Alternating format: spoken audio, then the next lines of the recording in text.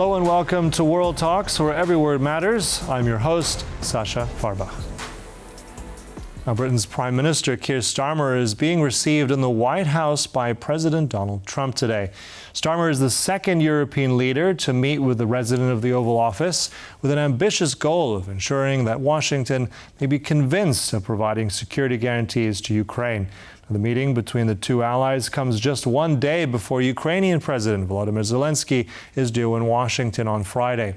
And now to analyze the significance of the trip and its impact, I'm joined by Professor Kerry Longhurst from Collegium Civitas here in the studio. Thanks for joining us here. You're welcome.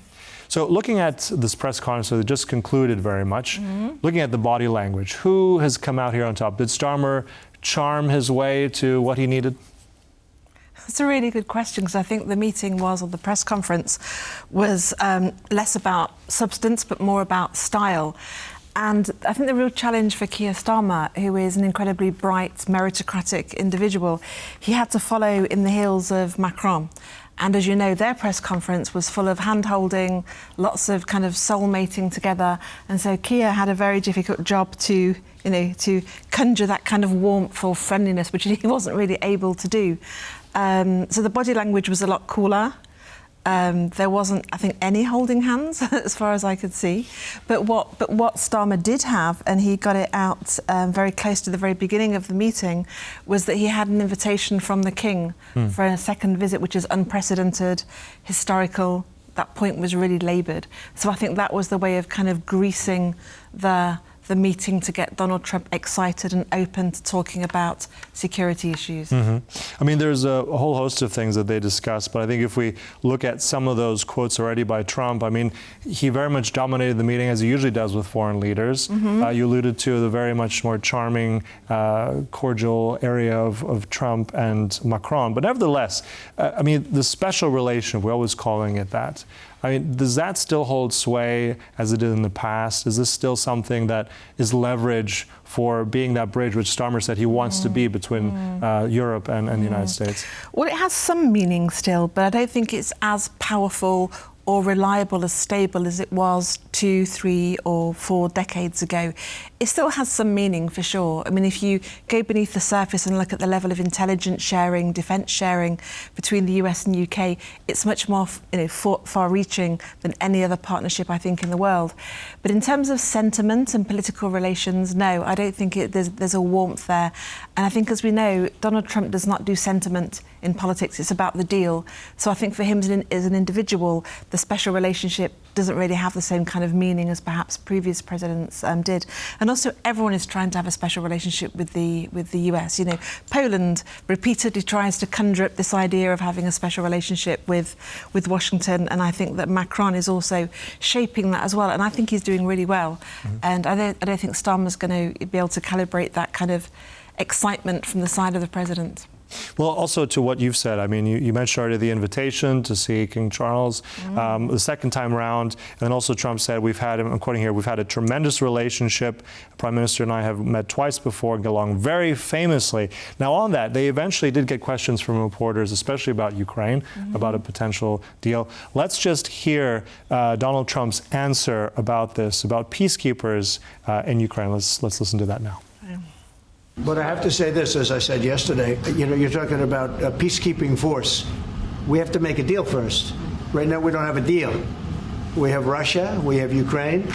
I think we're very well advanced. I think Russia has been acting very well. We have Representatives Steve Witkoff and Scott and Marco and JD. We're all involved, every one of us, and a lot more. But I think we're very well advanced on a deal, but we have not made a deal yet. So I don't like to talk about peacekeeping until we have a deal. I like to get things done. I don't want to give it the bad luck sign. We don't want to do that. All right, so here we have it. He's obviously alluded to a deal coming very soon. Later, he also said there's going to be a deal made with Zelensky. So how do you interpret what he said there? I think if you strip away the language and look at it in its heart or straight on, the problem is, I think, we're in a vicious circle because we need to talk about peacekeepers and boots on the ground and a settlement. But, you can't have that or arrange that or, organise your armed forces and get the public ready without the notion of what a peace deal is going to be. And as we know, the peace deal or the peace settlement is being discussed in a really small group of people and countries. So it's not really the kind of what we should be talking about, a consensual peace settlement with more stakeholders involved, upon which we could then concretely talk about peacekeepers on the ground and a kind of rule of law force or something like that. So, we're in this vicious circle, and I think that's the problem. And I'm not quite sure how that cyclical motion can actually be broken and move forwards. Mm-hmm. And also on this point, he has said that later on that a Ukraine ceasefire deal must be long-lasting. That's what Starmer said he needs and wants, and what is in the interest of Ukraine. And then later on, Trump's response was, I have confidence if we make a deal, it's going to hold. In that, can we kind of sense that Donald Trump is agreeing to something sort of indirectly, perhaps there will be more U.S. engagement in some level? Yeah, I mean, maybe by having these, bilaterals with France, with the UK, and with Ukraine later in the week, maybe this is going to pave the way for more of a dialogue, the kind of seeds of a multilateral discussion about what to do with Ukraine, how to approach Russia. And so maybe Trump is seeing the light now and realising that the US position is stronger, involving more NATO allies. Having said that, if you look at the vote in the UN earlier this week, you can see that we're poles apart. So it's really quite difficult how we can bridge that gap and move forwards together. Mm-hmm. Another thing that stuck out to me when I think a reporter also asked him about calling Zelensky a dictator just some days ago, right? This was really one of the onus of these poor relations suddenly between Kiev and Washington.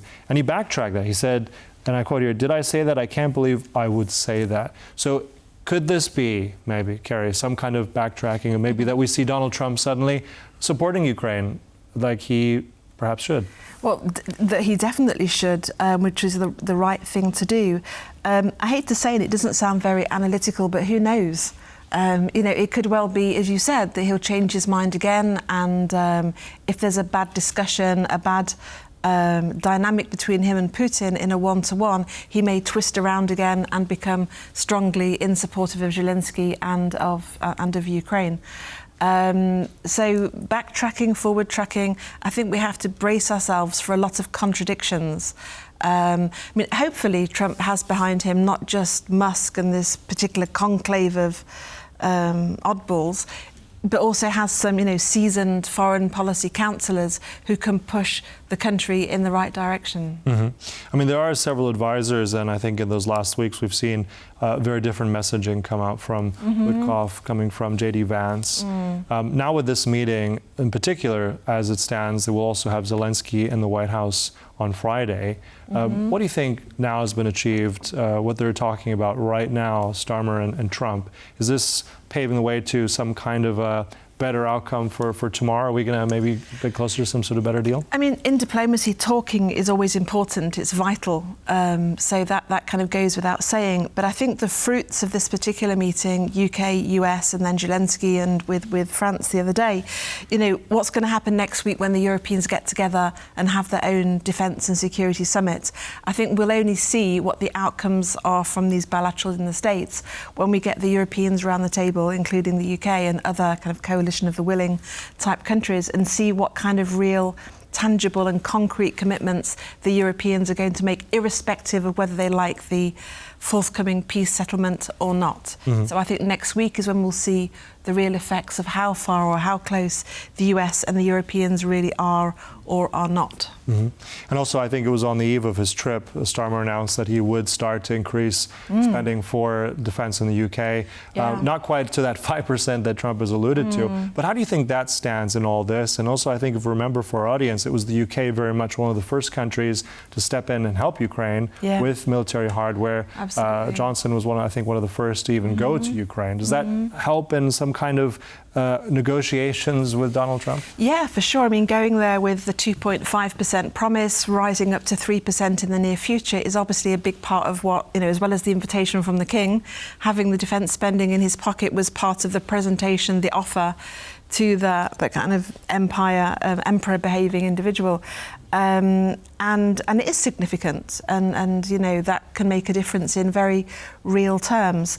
But you have to understand as well that this offer of heightening defence spending also has a domestic agenda and a domestic audience as well. So what Keir Starmer has been doing is not just stressing the importance of this to help Ukraine and find a solution with regards to Ukraine, but it's also about, and to kind of paraphrase the press conference in the UK, it's about improving or reinstating the UK's global leadership.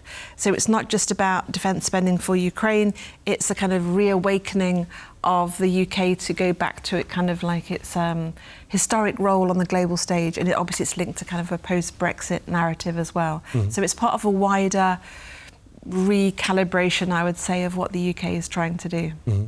Well, we know that, just briefly at the end, we know the UK has stepped very much out of the European Union. We know that there's sort of a closer tie now with Starmer's government and the European Union. But nevertheless, I think on a security level, the UK very much involved in our region here, with Poland, with Ukraine, in the Nordics as well. Yeah. So how do you see that play out now? Is this sort of like a role that will be increased further because of this meeting with Trump, or generally?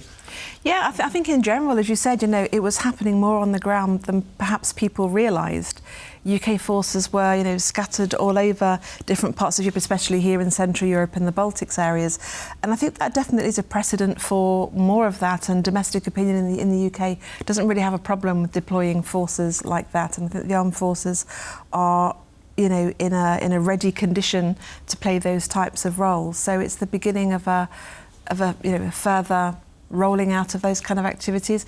And who knows, we might have a discussion about extending the UK nuclear deterrent as well to other European countries as well. I think that's a discussion that might be had. We'll close it there. Professor Kerry Longhurst, a pleasure being here in the studio with me. Thank you so much. You're welcome.